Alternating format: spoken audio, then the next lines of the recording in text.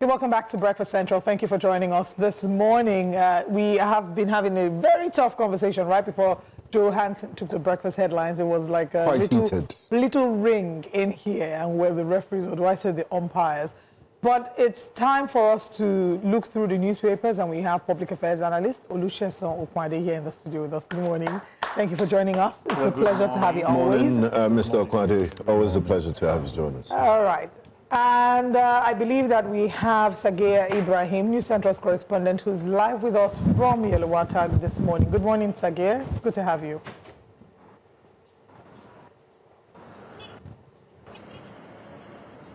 Good morning, Olive. Sagia, what update do you bring us live from Yelawata this morning? Good morning, Olive. That you can hear. Yeah, we can hear you. The network is a bit unclear. All right, but please go on. We can hear you. Please go on. All right, we will try to reconnect. Right, Olive. All right, good morning also to currently I'm at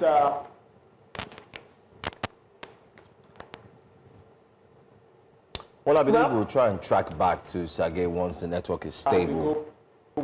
It's a bit shaky right now, but let's go straight to our enemies are refusing for that network to work. Yeah. Let's get straight into the newspapers, right?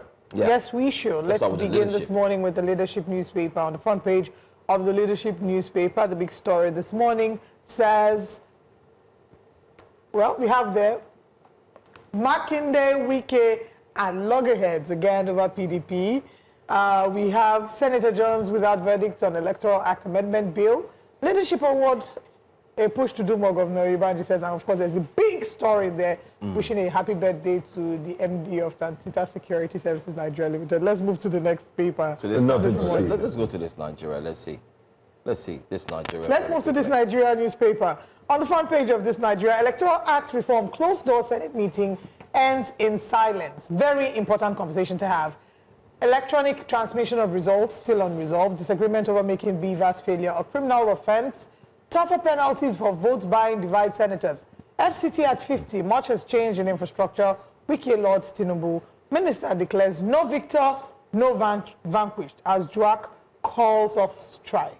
DSS arraigns ex-AGF Malami over terror financing and illegal arms. 4 in 10 cancer cases preventable, according to the World Health Organization. That's important because today is the World Cancer Day, where we acknowledge the impact that cancer has had on us as a society. We look at the lives that have been lost, the progress that has been made so far, and the journey. So our heart goes out to those who've lost loved ones from cancer and those who are currently in the journey against cancer. Let's start with Electoral Act reform. This is a conversation that has been ongoing. It says that the closed-door meeting ends in silence. It says that there's been disagreements over making Beaver's failure a criminal offense. Do you think that Beaver's failure should be made a criminal offense? Yeah, definitely, because that's the foundation upon which the electoral success relies on. That's the level at which you impute, you verify the electorate that will participate in the election. So if the foundation is faulty, like they read in the scripture, they will ask you, what would the righteous do? So if the righteous has nothing to do, you should understand the fact that the wicked, we have the free will of the day. So criminalizing the act, because when Beavers is not working, what you now resort to as either a poly booth is to go manually, which a lot of us know what that entails.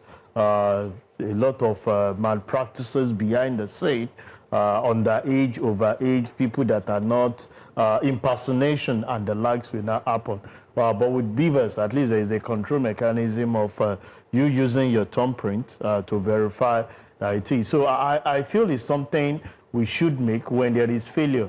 But before you criminalize it on the people that will actually use it, I mean the INEC official, what is the position of INEC themselves in delivering network in all the areas where Beavers will be used? Because part of the excuses that we've been hearing before now is that Beavers is good, but we don't have network connectivity it's poor? Have we improved on our telecoms infrastructure to really support beavers? Have we improved on beaver itself in such a way that we can have some of these things work offline based on the data that is actually uploaded on NET by INEC? But I feel it's something that we need to criminalize so that we can get the foundation right and build the right structure on it for us to have a transparent election process come 2027. Okay, so let's still look at the front page. You've talked very deeply about the Electoral Act reforms and the disagreement over Beaver's failure. And why that is an important conversation to have is because at the last elections, those were the things that caused issue. Remember when we had Mr. And I don't think it's over yet. It's just one day of the conversation, so they can still resolve it. And we're hoping for positive result for the sake of our democracy. Yeah. Yes, we are. Yeah, of course. And even the second aspect that I was speaking to this electronic transmission of results. I'm sure you know that was what created yes. when Mr. this Festus, even the former senator from Kogi had to stood up while they were given the result and said that could not happen because Dino Milai that was almost acting like Ezekiel Arabi of during Jonathan to distort the flow. But to me, I think then that so I feel even the electronic transmission of the result with the level of technology that we have these days, I think our politicians should be committed to seeing how we can implement or write on this thing for transparency. When you say electronic transmission of results, what that does is that it's online real time. As things are happening, you are getting, value for some of those things that are out there, and it will avoid manipulation that people are actually, are suspecting. If we can work on these two items, one, both beavers, which is the foundation, and making sure that when people vote, you are not having interruption. The other time, I think the former INEC chairman gave an excuse that the porter or the server was almost hacked. That was why they had to put a pause and see the best in which they can do. We can, by now, after 3-4 years, should have actually worked around things and see how we can overcome. It's enough time to have worked on the systems. On the system. We gave kudos that was introduced in the 2023 election, and we expect that by now, those things you would have studied it and improved on it, at least to make 2027 much more better than what we had in 2023. Anyway, let's take a look at DSS arraigns ex-AGF Malami over terror financing illegal arms. It's like this case will not end anytime soon. But before you respond, let's see if we can reconnect with our correspondent, Sergey Ibrahim, who is in Yelwata. Sergey, I'm sure you can hear us and we can hear you too. Kindly give us an update on what's happening there. Good morning, Joe. Good morning, and good morning. Yes, we are currently in Makurdi. This is roundabout right here in Makurdi, the Benue State capital. Yesterday we were at the Yelwata community to see the level of work that's going on there. We saw that on June 13 and June 14, a massacre that led to the loss of lives of around between 100 and 200 persons and the displacement of around 3,000 individuals happened in that community. And because of that, many residents had fled the community. But then we were at Yelwata yesterday to see the level of work that's been going on. I can categorically confirm to you, Joe, Olive, and Tenga, that individuals, residents of the community have begun returning to the community. They had confirmed to us, and we had also confirmed for ourselves that security has improved in that community. There's been a multitude of security installations, soldiers, police, you name it, in the community, and the residents have confirmed to us that they are in fact very, very confident that the security has improved and they can sleep with their two eyes closed. But then the challenges still persist. All is joke bigger. The market was attacked, the market was burnt, and it was in that market that many individuals lost their lives. But unfortunately, that market has not been reduced. That market is the life source of the community because this community is an agrarian community. And for an agrarian community, they need a market to take their goods and services to sell. If the market is not up and running, it means that even though they go to the farm, they will not be able to take these produces to the market to sell. Talk about the farms. The farms are within the fringes, inside of the forest.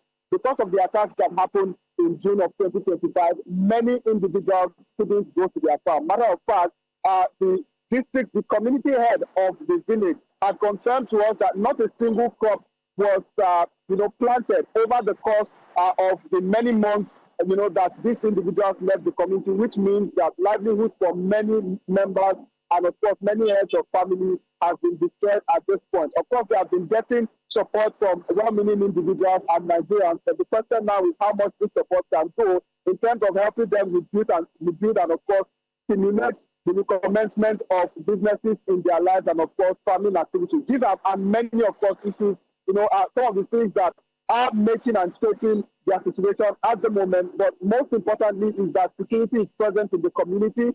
There is a lot of rebuilding going on, including the layout that has been earmarked by the government and, of course, given by the local government authority of Duma for the construction of a model community that will assist with the relocation of individuals who were displaced and, of course, were taken to a temporary internally displaced persons camp within the state capital. These are, of course, many more updates and will be coming in a subsequent report that will be putting together. It's back to you guys in the studio. And do stay safe. Yeah. Yeah. Thank you. Thank you so much. All right, let's go back to the studio and let's go to the topic we're going to look into. DSS arraigns ex-AGF Malami over terror financing illegal arms. His son also there. You see, this is where I look at when the hunter is being hunted. I remember how powerful Malami was during the administration of President Muhammadu Buhari. But now, the other is the case. Most of the time, what you hear, even from the citizen, is this is a witch hunting. And I ask myself the question, is proper investigation being done to ascertain the accusation that we have on him? Now they are arranging him to cross-examine the position of things. And this allegation is deep. We are not talking as regards the misappropriation of funds. We read about the number of houses these people actually put together. These are things that weaken the citizen out there. The fact remains that a lot of people believe this country is blessed. But having the resources being spread around structure is the major concern that we are faced with. Somebody is having as much as the number of buildings, all because he served the government for possibly 80 years. So you can imagine so many people in his class that is in the current party who have served the past 80 years, but in the good books of the current administration and have actually misappropriated our funds and nothing is actually happening. This is why the citizen will continue to have that trust gap. We want a situation where people who call themselves, leaders, entrusted with the resources that is meant to develop things for the masses, do make use of them judiciously. When this is actually, you see, part of my problem is we are having this discussion now. After a little while, we get distracted and we may not even follow up the story to the end. And that's part of the problem that we have. We start and raise, every news, discuss it. After 2-3 months, another story will come and we'll drop this and we'll be able to follow up. And that's my worry, to see the end of this thing that I started. We've witnessed the pattern here. And like you said, it's part of the pattern. We'll discuss, move on to the next big issue. But I want to talk about a disturbing pattern here in the sense of why there are no red lights or early warning systems to prevent these monies from being looted in the first place. If you're a public official, does it automatically mean you have access to the public treasury and you can loot to the billions? Because why are we always reactive, persecution and recovery rather than preventive? Yeah. As an accountant, what can they do? Okay. When Benga puts you on the spot, you have to just... the fact remains that we have internal control mechanism. And how much of it do we actually make use of? There are people that are to check that, for every offices, there are limits at which you have approval. Some go as high as saying, okay, for you, this is what you can approve. But what we've seen over time, if you have an approval limit of 10 million and you have a project of 100 million, all you need to do is to break it into... You approve 10 times. You 10 times for the same project at different time, and you have all those things because you believe that if you should go to the next level, it's like you are opening up what is not supposed to be. But there are people that are supposed to check. Why are these things like this? And raise the red flag if indeed they have the concern of the populace at hand. And that is the worry. So you can do whatever you like. But if you have understanding that someone is checking those activities and most likely going to flag it, and that's why it's pretty difficult in the private sector. I'm sure if you do anything in this office... What makes it different in the private sector? The different aspect of it is that the person at the helm of affair understand that he needs to work with the internal auditor, one, and after every fiscal year, external auditor comes to verify some of the activities that you have done, independent of the internal auditor. So you have two people that you are responsible to as the head of the organization. Well, same is obtainable too in the private sector, in the public sector. But they always have a way around it. And I think part of the problem there is, you know, for the managing director of an organization like this is responsible to the board. Yeah. And the board on their own can do and undo. But when you look at those at the helm of affair, who are they responsible to? Mr. President that is entrenched with several things that may not be able to pay attention to some of these things. A lot has been said in that respect to say, can we be proactive? Let's tame this thing as it's coming up, you flag it. So you don't allow it to happen. Rather than when it happens, you are now reacting. When you react, nothing will come out now. Ladies and gentlemen, it's quite ironic that a lot of these officials, senior government officials that are fingered in corruption cases are sworn in.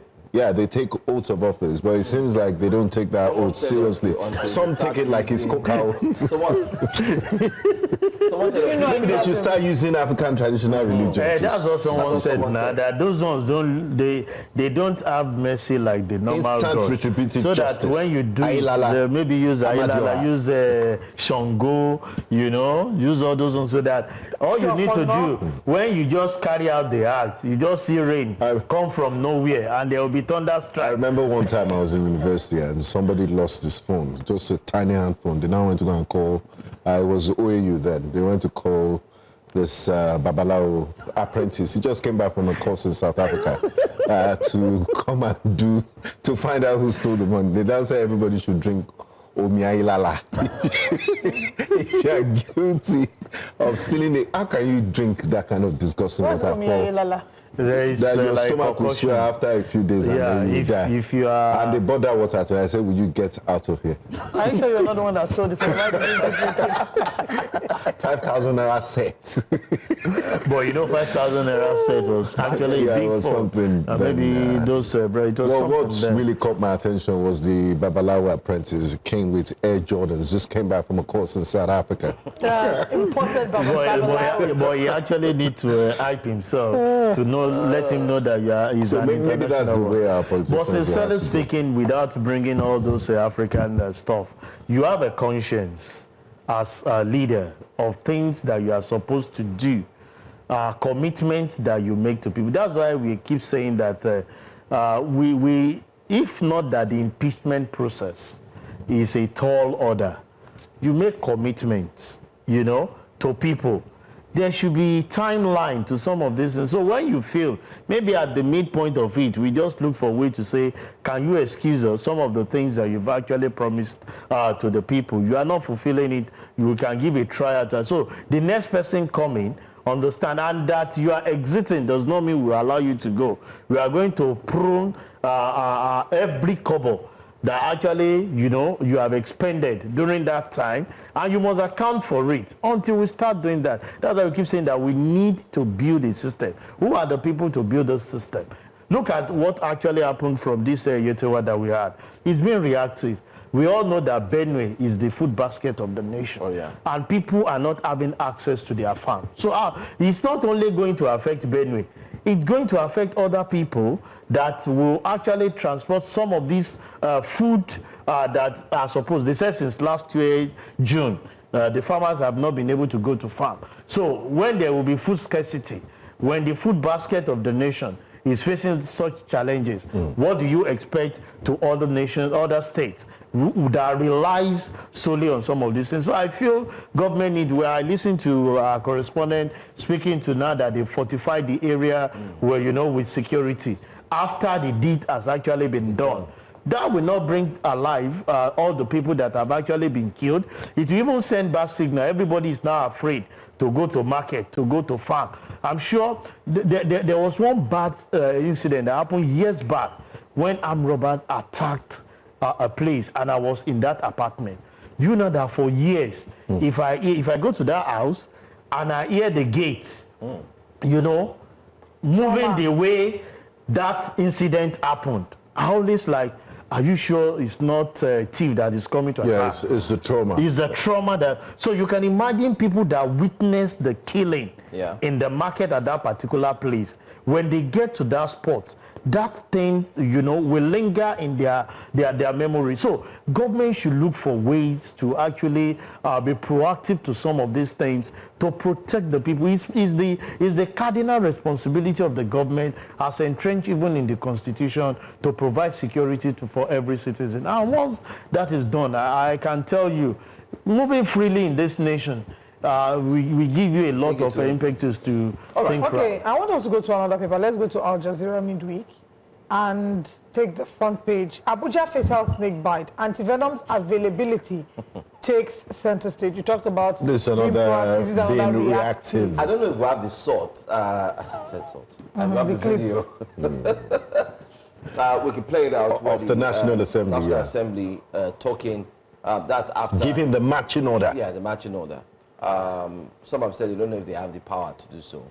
The Minister of Health is supposed to be the one to put out that statement and push. But if we have that video, but if we don't, Olive, you wanted to ask on, in short, let's just take, what's your take on that? Well, the fact remains that we're only talking of one out of several. What is the state of other illness that we have? As small as malaria. I mean, even snake bites are underreported. Yeah. I'm seeing here from the article that there are about 2,000 reported cases of snake bites yearly. 20,000 rather, with more than 20,000 cases recorded annually. There's 1,700 victims that are left with permanent disabilities, including limb amputations due to delayed medical attention and tissue death. This is according to the National Chairman, National Chairman of Pharmacy, Ambrose Igwekama Eze. You're saying 20,000 for at least 20,000 for over 200. Do you know the number of bush that we have around us? And this season at which a lot. Do we have a reporting platform at which people can pass that information? It is the one that they possibly hear, you know, around, or those that we don't have a reporting channel or a feedback mechanism as regard things that are actually happening even in the country. So when you're talking of 20, I was thinking you're going to say 20,000 possibly for a state. Then we'll be looking at, okay, maybe, because there are bushes. If you need to travel on our road, this season, I'm sure you know the reason why the snake will come out now.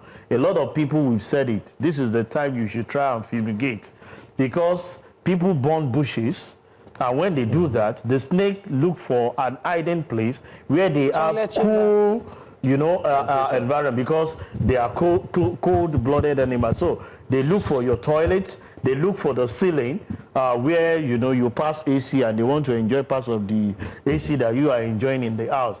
And when they have stayed there for a little while, they want to carry out their havoc. So this is the period where we ask people to see the best they can do in keeping their environment clean, cutting the bushes and the like, so that at least let's even prevent it from happening. So when they don't have an hidden place within the premises where they can attack the people, possibly they will find themselves. I want you to dismiss something. I don't know, maybe to allude to it or dismiss it, but I mean, I'm just sharing my own personal view here, because Nigerians, you might think it sounds ridiculous, but there are people that believe that, you know, the serpentine spirit is spiritual and things like that. Now you sabi if you no believe am.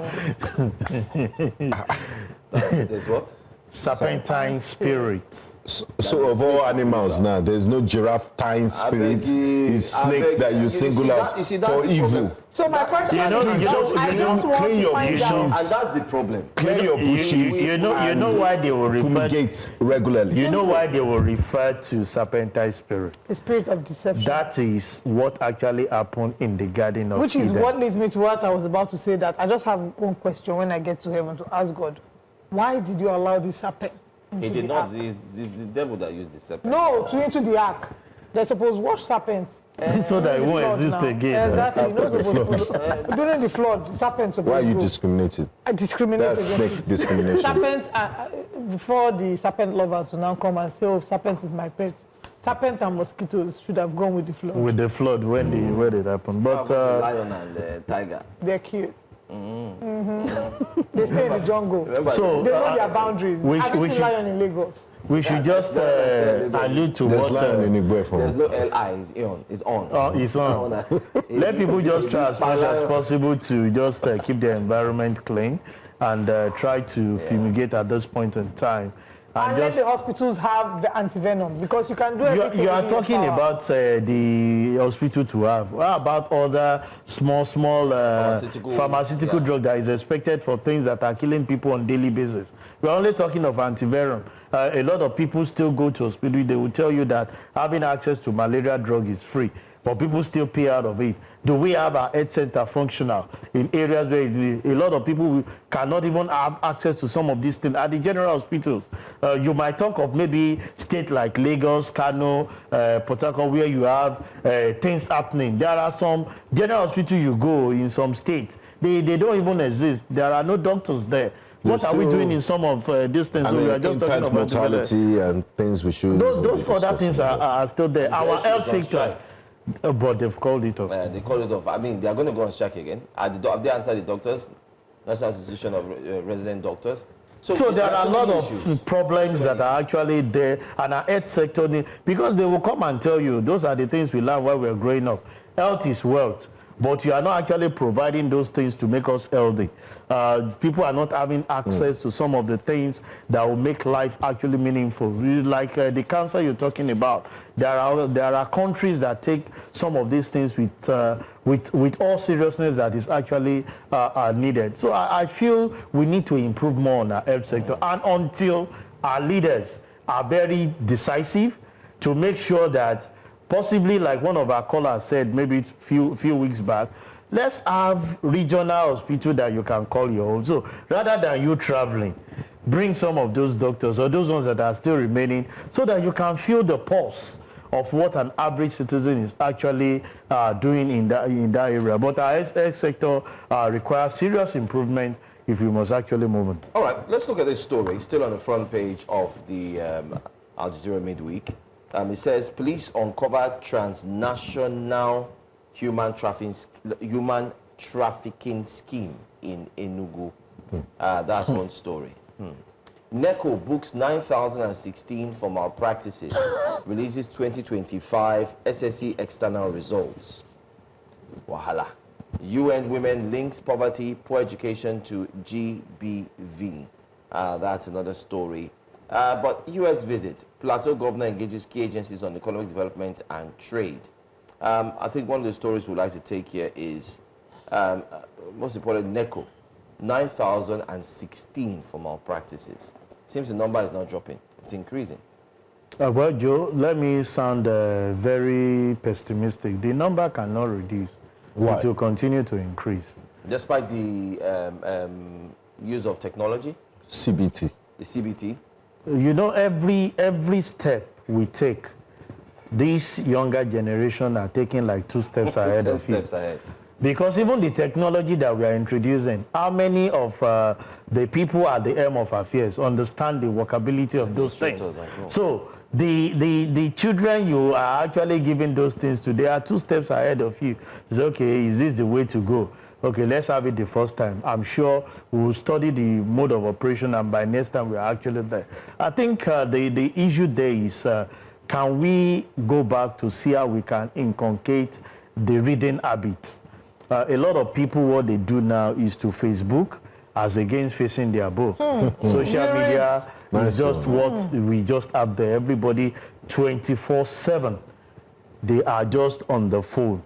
Content creators. You know. But while I hear you, there's also the responsibility of ensuring that what is being taught is quality education that prepares them to write these exams, because you can't take away the fact that it is what has been put on the inside of them that bubbles to the surface. Yeah, that one is there. The same instrument, tools that they are using to do what I just said now, give them the opportunity to learn even ahead of some of their teachers. If the teachers are not high up there, I know of several people that do their reading via the materials that they get online. They harvest it, and you get some of the quality delivery that is expected of them out there. So you can't restrict yourself. A lot of us still write exams, and we don't stay within the ambit of what we are being taught in class. Yeah. You do research on your own, and if you want to compare what we have now with what education was those years, they are wide apart. Yeah. It is what the teacher gives to you, like you're saying, that you are going to make use of when you are writing your exam. But these days, in fact, you can query what your teacher is giving to you, because you have enormous materials out there reading outside the shore of your own country on the same topic, having different perspective to it. So I feel that we should have even more pass mark that we used to have before. But because a lot of them, what they are actually after is content creation, TikTok and the likes, there is nothing to research about things that will be more productive on their part. And that's why everybody this day want to be social media content creator, because that's enough to make good money rather than burying yourself in book to go. What the social media content creator will make in a month, the doctor may not make it in a year. Well, and that's why a lot of people are going that route to say, I think I would rather look for things that will give me fast means of livelihood than just stressing myself and facing what the doctors are facing, going on strike per second. If I'm to go by your analogy, the money doesn't come immediately. if I'm to go by your analogy, then it's also the one of saying that it's why the government will, I mean, maybe not government, well, why private institutions invest more in reality shows and entertainment than they will do in value. Yeah, it's sad. Some of these content creators even use horse to chase other content creators. I'm big. I know. Please. Let's work Let's together. do something. Let's do something. Because I've of you, I suffered fall. because of you. I fall down. And by the way, don't you notice that Mr. Sesan looks He's looking so healthy and strong. Mr. Sesan, are you 21? As a 21-year-old. Yeah, I think I'm 24. Let's add 3 to it. Okay, I was going to ask, when did you start this, No, Mr. Sesan does not do this talking? In case you're, sorry, in case you're a bit lost. We're just joking around with some of the things that have been happening in the past I'm or sure in the the most public recent know what we're weeks on saying. social media surrounding the arrival of iShow Speed. And that's on that very hilarious and dry note, we are wrapping up the show today. Thank you for your time. To our guests, those who've dropped comments, our virtual guests, those who fought and those who will make peace thereafter. And thank you very much, Mr. Sesan Okunade, for joining us. Always a time to start. Thank you so much. Midday. So, Benga, after the show, let's just get to the golf course. Yeah, After let's working, go. My handicap is, what's your handicap in golf? Okay, well, I play handicap 21 now. Okay, I play handicap 5 billion. See you tomorrow. Have a good day.